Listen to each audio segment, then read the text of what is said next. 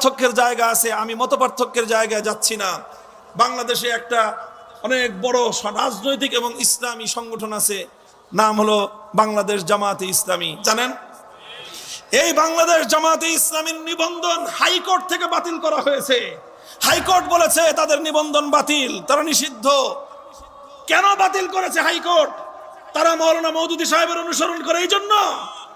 তারা সাহাবায়ে কেরামকে মেয়ারে হক মানে না, এই জন্য।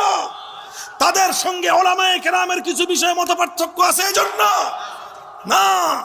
ওলামায়ে কেরাম বুঝো, বাংলার মুসলমান হৃদয়ে তোমাদের রক্তক্ষরণ হয় না, তোমরা এখনো হাসো, অথচ তোমার বাংলাদেশের ইতিহাস, তোমার বাংলাদেশের এই মর্মান্তিক ঘটনা তোমরা কেউ পর্যবেক্ষণ করো না।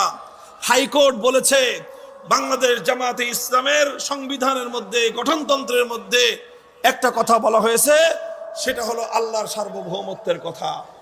সুতরাং যেখানে তারা